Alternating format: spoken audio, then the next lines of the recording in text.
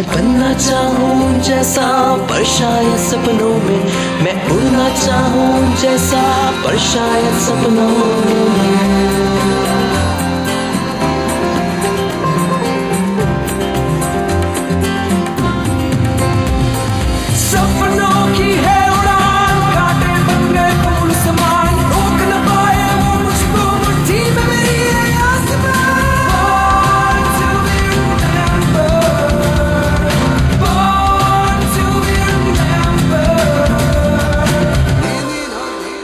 Hello friends, मैं हूं संदीप भट्ट और आप सबका एक बार फिर से स्वागत करता हूं बॉर्न टू बी रिमेम्बर्ड में। हम आज बेशक बहुत आगे जा चुके हैं, लेकिन कुछ जगह अभी भी उतनी ही खूबसूरत दिखती हैं जैसी वो कई सदियों पहले हुआ करती थी। हालांकि इस बीच उस जगह को लेकर कई देशों के बीच काफी लंबे समय तक संघर्ष भी चला, लेकिन आज भी वहां सूरज की रोशनी, बर्फ के पहाड़ और हरी हरी घास हमें अपनी ओर खींच ही लेती है। और फिर नेचर की खूबसूरती ही तो असली जन्नत है। इस बात को साबित करने के लिए आइसलैंड एक परफेक्ट एग्जाम्पल है। आइसलैंड का अपना एक इतिहास रहा है और ये दुनिया का सबसे पुराना आइलैंड भी माना जाता है। आइसलैंड को असली आजादी 17 जून 1944 को मिली, क्योंकि इसके पहले तक यहाँ बहुत से देशों ने अपना अधिकार चलाने की कोशिशें की। आइसलैंड पर सबसे पहली बार कदम नॉर्वे से आए कुछ लोगों ने रखे थे। ये लोग समुद्र के रास्ते अपनी नावों में आए थे। इनका मकसद यहाँ कब्जा करना नहीं था, वो बस यहाँ की आबो हवा में इतना खो गए कि फिर जा ही नहीं सके। ये लोग अपने साथ नावों में लकड़ी और घोड़ों को भी लेकर आए थे। यहाँ के शांत माहौल और खूबसूरती को देखकर उन्होंने यहीं पर अपने घर बना लिए और रहना शुरू कर दिया। इन लोगों के द्वारा बनाए गए घरों में से कुछ आज भी मौजूद हैं, जो कि आज से 1300 से 1400 साल पुराने हैं। इस तरह आइसलैंड की स्थापना एक ऐसे देश के तौर पर हुई जहां कोई राजा नहीं था, लेकिन अपने आप को सुरक्षित बनाए रखने के लिए इन्होंने सन 930 में अपना एक समूह बनाया, जिसे विश्व की सबसे पहली संसद के रूप में भी जाना जाता है। संसद के लिए चुने गए लोग हर साल गर्मियों में इकट्ठे होते और समस्याओं को सुलझाने पर विचार करते। धीरे धीरे यहाँ पर परिवार बढ़ने लगे और 12वीं सदी के बाद ये देश विश्व के नक्शे पर कुछ हद तक नजर आने लगा। आइसलैंड को एक समृद्ध और सुंदर देश बनाए रखने के लिए बहुत से संघर्ष अब तक के इतिहास में दर्ज हैं। 1262 में नॉर्वे के लोगों ने यहाँ हुकूमत करने की सोची और 1397 में डेनमार्क ने। 15वीं सदी में अंग्रेजी हुकूमत और जर्मनी के लोग इस खूबसूरत जगह को पाने के लिए लड़ते रहे। इसी दौरान डेनमार्क के राजा ने बिजनेस को लेकर यहाँ सख्त व्यापार मोनोपोली भी शुरू कर दी, लेकिन आइसलैंड की जंग इन सब के खिलाफ अभी भी जारी थी। यहाँ के पुराने लोगों ने डेनमार्क और दूसरे राजाओं के खिलाफ अपनी लड़ाई को कभी भी रुकने नहीं दिया था। वक्त बीतता गया और करीब 2 विश्व युद्धों के बाद ये पूरी तरह से स्वतंत्र देश घोषित कर दिया गया। अब बाकी देशों की तरह आइसलैंड ने भी एक मजबूत प्रशासन बनाना शुरू किया और देश की राजधानी रेक्याविक को बनाया गया। विश्व के दूसरे देशों के साथ अपने रिश्ते कायम करने के लिए सभी के सामने अपने विकास को दिखाना बहुत जरूरी था। इसलिए विश्व की पहली महिला प्रेसिडेंट को चुनकर और देश में अल्ट्रा मॉडर्न एयरपोर्ट बनाकर इन्होंने अपनी मौजूदगी दर्ज कराई। धीरे धीरे आइसलैंड नोटिस में आने लगा और यहाँ टूरिज्म ट्रेड बढ़ने लगा। आज ये छोटा सा देश सिर्फ अपनी खूबसूरती के लिए ही नहीं, बल्कि अपने क्लीन एनर्जी सोर्सेस के लिए भी मशहूर है। जहां एक तरफ ज्यादातर देश कई तरह की क्लाइमेटिक और सोशल प्रॉब्लम्स से परेशान हैं, वहीं आइसलैंड इन सब के सामने एक मिसाल कायम कर रहा है, जिसे देखकर बाकी के देश भी क्लाइमेट चेंज जैसी बहुत सी समस्याओं को सुलझाने के लिए आइसलैंड से सीख ले रहे हैं।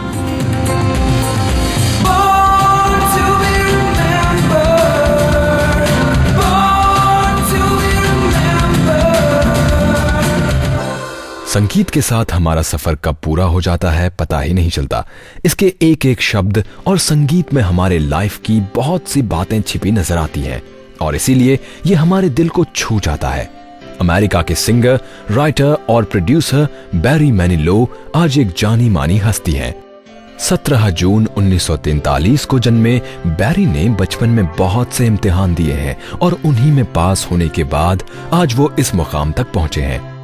बैरी सिर्फ 2 साल के थे जब उनके पिता ने अपनी फैमिली छोड़ दी और इसकी वजह थी बैरी के नाम के आगे उनकी मां के नाम को जोड़ा जाना।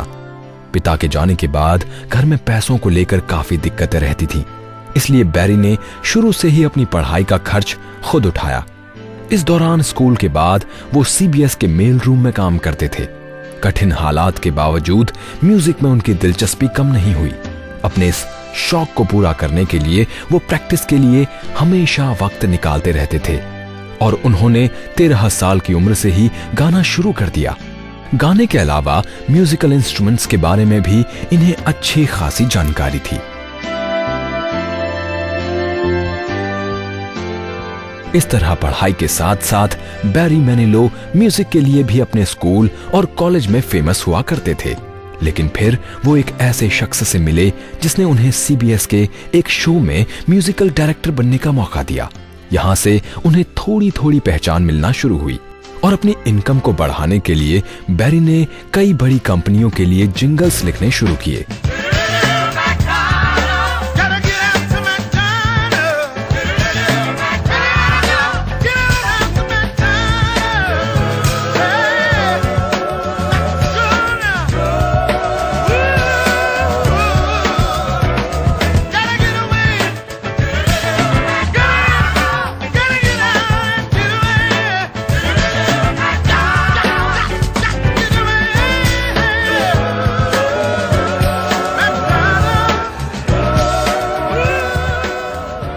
बैरी के लिए ये सब जीवन जीने का एक तरीका था, लेकिन उनकी पहचान अभी भी वक्त का इंतजार कर रही थी।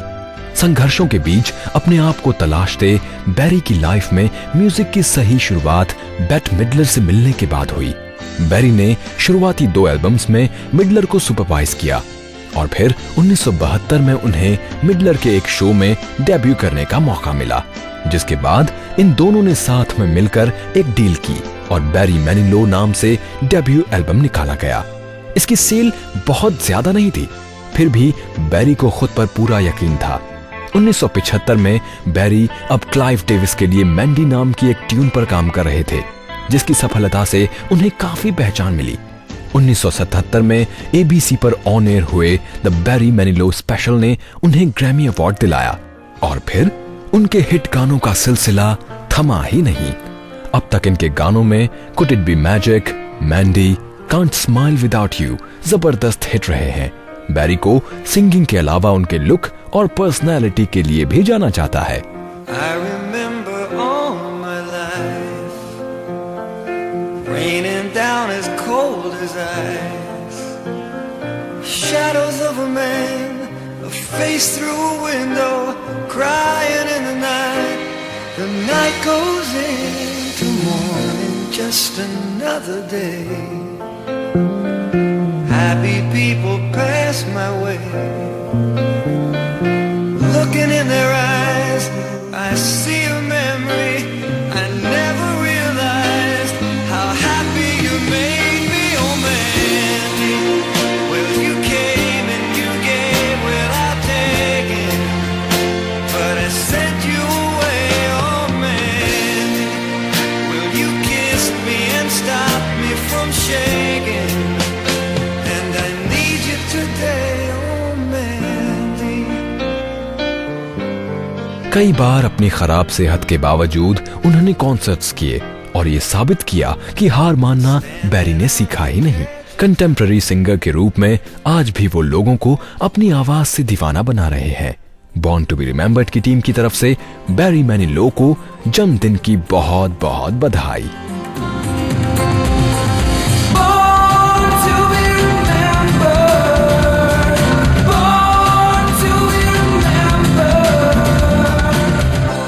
सुबह तो रोज होती है और सूरज भी रोज निकलता है, लेकिन क्या कभी हम ये सोचते हैं कि आखिरकार ये सूरज बना किस चीज से है और इस सूरज से आती हुई रोशनी रूपी ऊर्जा का स्रोत क्या है? एस्ट्रोनॉमर थॉमस जॉर्ज काउलिंग एक ऐसे ही इंसान थे जिन्होंने सूरज और सूरज के आसपास मौजूद चुंबकीय क्षेत्र से जुड़ी कई गुत्थियों को सुलझाने में विज्ञान जगत की मदद की। इन्होंने ऑक्सफोर्ड यूनिवर्सिटी से अपनी पढ़ाई मैथमेटिक्स में पूरी की और 1928 से 1930 तक उस समय के जाने माने एस्ट्रोनॉमर एडवर्ड आर्थर मिल्न के साथ काम किया।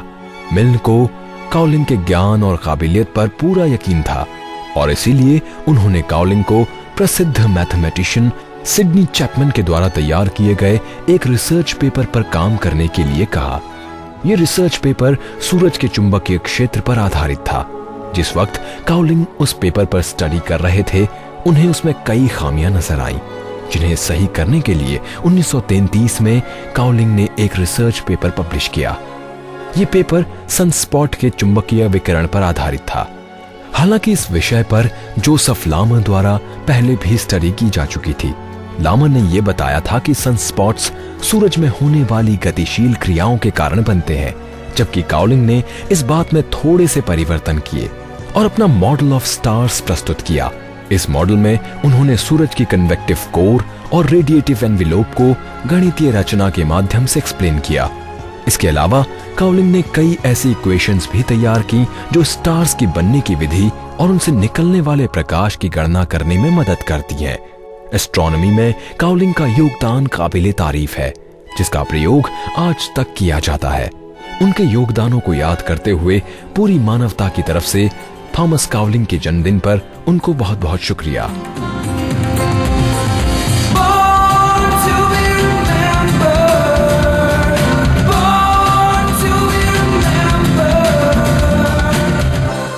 कहते हैं ना कि जिंदगी जीने का कोई एक तरीका नहीं होता। जैसे कुछ लोग अपने दिमाग का इस्तेमाल करके बुलंदियों को छूते हैं, वैसे ही कुछ लोग बस अपने शौक को पूरा करके ही दिग्गज बन जाते हैं, जो उनको इतना आगे ले जाता है कि जीतना उनकी आदत बन जाती है। एडी मर्क्स साइकिलिंग की दुनिया का एक ऐसा ही नाम है जिनके कई रिकॉर्ड आज तक तोड़े नहीं जा सके हैं। एडी का जन्म 17 जून 1945 को बेल्जियम में हुआ था। बचपन से ही उनकी दीवानगी उनकी साइकिलिंग में नजर आती थी। एडी के पिता को अपने बेटे की आदतों के बारे में सब कुछ पता था, इसीलिए उन्होंने कभी एडी को पढ़ाई के लिए मजबूर नहीं किया और उन्हें अपना शौक पूरा करने का पूरा मौका दिया। 16 जुलाई 1961 में एडी ने अपनी जिंदगी की पहली साइकिल रेस में हिस्सा लिया, लेकिन रेस की दुनिया में जीत का स्वाद इन्हें 10 अक्टूबर 1961 में लगा। इस बीच एडी कुल 12 साइकिल रेसेस में भाग ले चुके थे। 1964 में एडी के साथ कुछ ऐसा हुआ जिस पर यकीन कर पाना आसान नहीं था। उस वक्त बेल्जियम टीम का सिलेक्शन वर्ल्ड रोड चैंपियनशिप के लिए होना था, लेकिन दिल में कुछ खराबी बताकर इन्हें बाहर कर दिया गया। एडी को बिल्कुल भी यकीन नहीं हो रहा था, क्योंकि वो बिल्कुल फिट फील कर रहे थे और कुछ समय बाद ये पता चला कि ये सब भ्रष्ट टीम सेलेक्टर्स और डॉक्टरों की मिलीभगत थी। रेस को जीतने के लिए एडी की अप्रोच बहुत ही साइंटिफिक थी, इसीलिए किसी के लिए भी उन्हें इस तरह बाहर कर पाना आसान नहीं था। साइकिलिंग में इंटरेस्ट रखने वाला हर व्यक्ति एडी की पर्सनैलिटी और टैक्टिक्स के जरिए सब कुछ जान सकता है। उसके लिए हम में से किसी को भी फॉर द रिंगम्स की लिखी गई biography put me back on my bike पढ़ने की जरूरत नहीं होगी। एडी ने हमेशा 2 रेसिंग रूल्स फॉलो किए। पहला एक्सेलरेट और दूसरा keep going and don't look back. Race करते समय एडी के एक्सप्रेशन और स्टाइल सब इतने रूथलेस लगते थे कि मानो कोई कुछ पाने के लिए बिना रुके बिना थमे बस पागलों की तरह दौड़ता जा रहा है। उनकी इस जीत की आदत से न सिर्फ कॉम्पिटिटर्स बल्कि रेस देखने पहुंचे कुछ दर्शक भी चिढ़ते थे, और ऐसा इसलिए भी था क्योंकि एडी जीतने के लिए कोई भी मौका नहीं छोड़ते थे। इसी आदत के कारण लोग और मीडिया इन्हें कैनिबल के नाम से भी बुलाते थे, जिसका मतलब होता है स्वजाति भक्षक पशु। एक बार 1970 की गिरोस दी इटालिया के ग्रैंड टूर में किसी ने इन्हें तेज रेस करने के लिए 40 बॉटल वाइन ऑफर की थी। अपने करियर में इन्हें 3 बार पॉजिटिव डोपिंग टेस्ट के चलते रेस के बाहर भी किया गया, लेकिन एडी की रफ्तार इतनी जल्दी थमने वाली नहीं थी। उन्होंने कई तरह के विरोधों के बावजूद अब तक अपने करियर में 500 से भी ज्यादा रेसेस जीती, जिनमें से एक सीजन में अधिकतम 54 रेसेस उन्होंने जीती हैं। एडी ने 3 बार वर्ल्ड चैंपियनशिप, 5 बार गिरो दे इटालिया और वुएल्टा स्पानिया 1 बार जीती है। एडी पहले ऐसे खिलाड़ी हैं जिन्होंने एक ही सीजन में टूर दे फ्रांस, गिरो दे इटालिया और वर्ल्ड प्रोफेशनल रोड रेस जीती हैं। You have to ask my parents why I was so good. They make me so. No, I think I was born with a lot of talent, that for sure, because otherwise it's impossible. And then I think also because hard working. Yeah, the favorite race is for sure the Tour de France, because it's the biggest race of cycling. And for me, the first Tour de France, '69, is for me the best one. Every big race I tried to win, so I didn't win all the big races. I think the mentality from a winner is that when he is on the start of a race, that he tried to win. All time greatest cyclist के तौर पर पहचाने जाने वाले AD की आखिरी race 1975 में हुई और ये टूर डी फ्रांस का ग्रैंड टूर था। इस रेस के दौरान एक फ्रेंच स्पेक्टेटर ने उनके लीवर में इतनी तेज चोट मारी कि फिर उसके बाद एडी कभी खेल ही नहीं पाए। लेकिन पूरे करियर में जितना भी वो खेले, ऑसम खेले, जबरदस्त खेले। आज इस महान खिलाड़ी के जन्मदिन पर पूरी बॉर्न टू बी रिमेम्बर्ड की टीम की तरफ से उन्हें जन्मदिन की बहुत बहुत बधाई।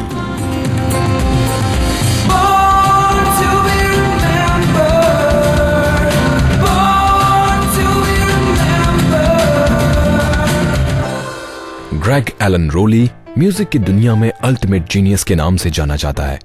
इन्होंने अब तक के अपने करियर में कई म्यूजिक बैंड्स बनाए और उन्हें अपने हुनर से बुलंदी तक भी पहुंचाया। रोली का जन्म 17 जून 1947 को वॉशिंगटन में हुआ था। स्कूलिंग और कॉलेज के बाद इन्होंने कार्लोस सांटाना को ज्वाइन कर लिया। कार्लोस सांटाना 1960 के जाने माने म्यूजिशियन हुआ करते थे। रोली ने इनके साथ मिलकर सांटाना बैंड की शुरुआत की। सांटाना बैंड की शुरुआत के पीछे एक बड़ी ही इंटरेस्टिंग स्टोरी है। ग्रेग और कार्लोस 1969 में अलग अलग बैंड्स के लिए काम किया करते थे। एक बार दोपहर के समय एक यंगस्टर्स पार्टी चल रही थी और तभी अचानक पुलिस वहां पहुंचती है, जिसकी वजह से लोग जल्दी जल्दी इधर उधर भागना शुरू कर देते हैं। और पुलिस से भागने के सिलसिले में कार्लोस और रोली एक दूसरे के साथ साथ भागते हैं और भागते भागते दोनों एक टमाटर के खेत में छिप जाते हैं, जहां म्यूजिक को लेकर उनकी असली मुलाकात होती है।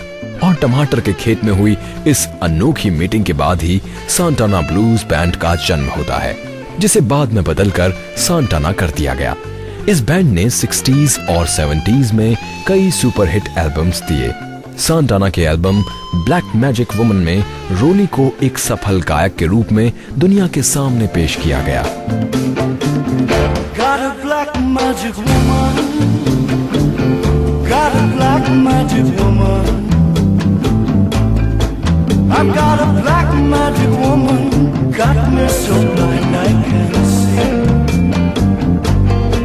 That she's a black magic woman, she's trying to make a devil out of me.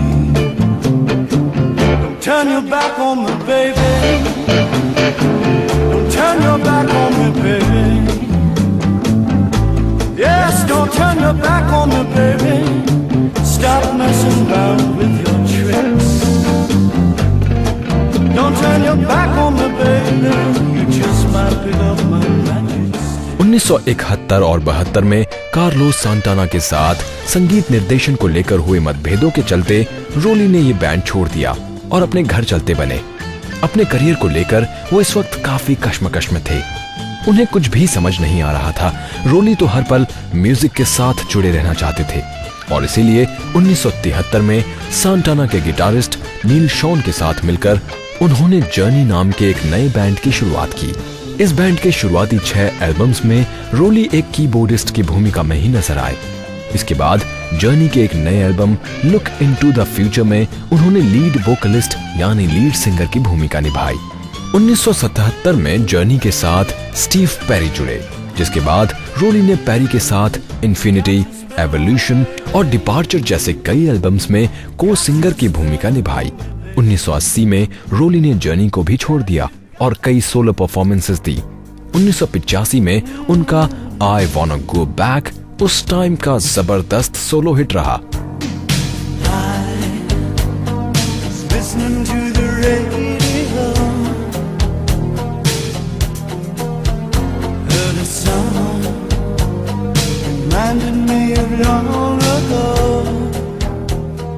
Year 1991 में रोली ने एक बार फिर से नए बैंड द स्टॉर्म की शुरुआत की, जिसमें उनके साथ ड्रमर स्टीव स्मिथ और बेस प्लेयर रॉस वेलरी शामिल थे। इस बैंड के साथ उन्होंने टॉप 10 सिंगल्स परफॉर्मेंसेस दी और कई में ये स्टीव पेरी के साथ को सिंगर के रूप में भी नजर आए। इस तरह लगातार हिट एल्बम्स के साथ रोली यूएस के अलावा पूरी दुनिया में एक अच्छा मुकाम हासिल कर चुके थे और फिर 2001 में उन्होंने अपने बैंड यानी ग्रेग रोली बैंड की शुरुआत की। इस शुरुआत ने उन्हें एक नया हौसला और बुलंदी छूने का मौका दिया जो आज तक जारी है। इसलिए उनके जन्मदिन के मौके पर उन्हीं के बैंड के इस गाने के साथ बॉर्न टू बी रिमेंबर्ड की पूरी टीम रोली को शुभकामनाएं देती है।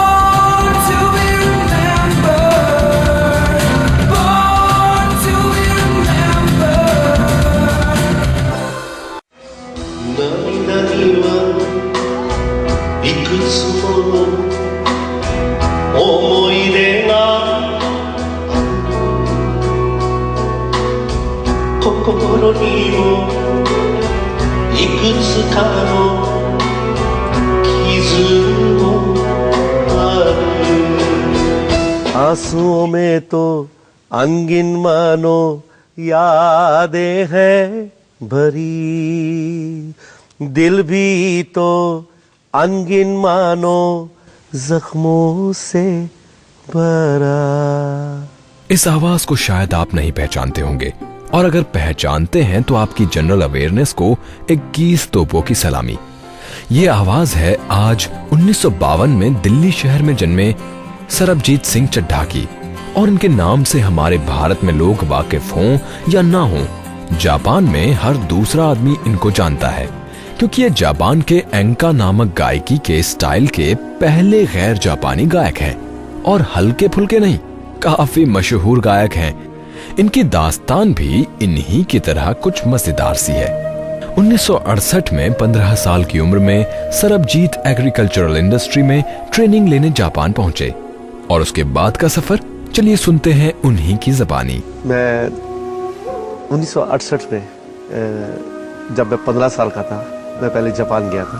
कुछ गानों ने मुझे जापान के गानों ने इतना इम्प्रेस किया कि मैंने अपनी ज़िंदगी सोचा कि मैं जापान में सिंगर बनना चाहता हूँ। तो वहाँ से मेरी ज़िंदगी शुरू हुई। देखिए 15 साल का बच्चा, अभी ना मुझे हिंदुस्तान के बारे में कुछ मालूम था, ना मुझे कुछ जापान के बारे में मालूम था।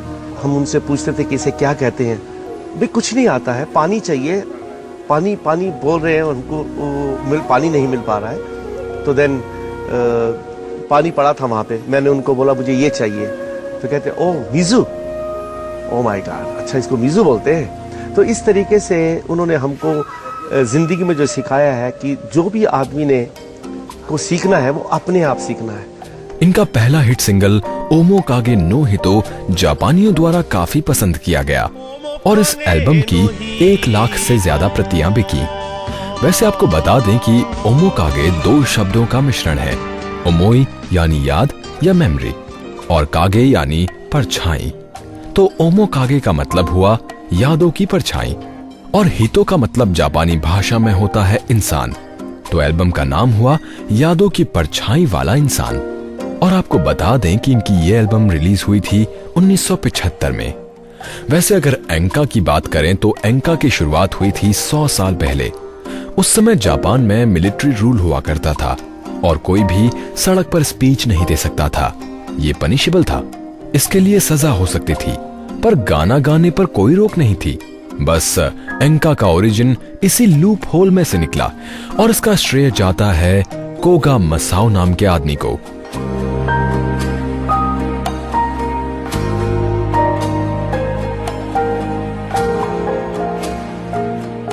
तो दोस्तों, जापान में चमक रहे इस भारतीय सितारे को बॉर्न टू बी रिमेंबर्ड की तरफ से चंद दिन की ढेरों बधाइयां।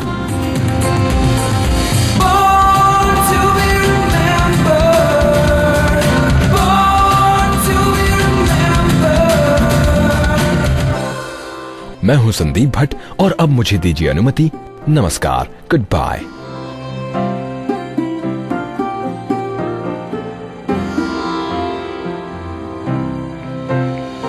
मैं बनना चाहूं जैसा पर शायद सपनों में, मैं उड़ना चाहूं जैसा पर शायद सपनों में।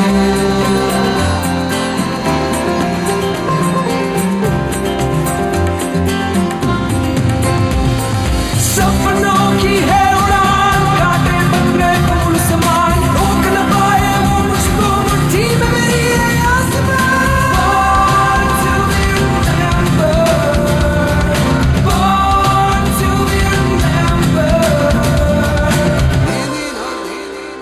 इस कार्यक्रम के कार्यकारी निर्माता जैनेंद्र सिंह,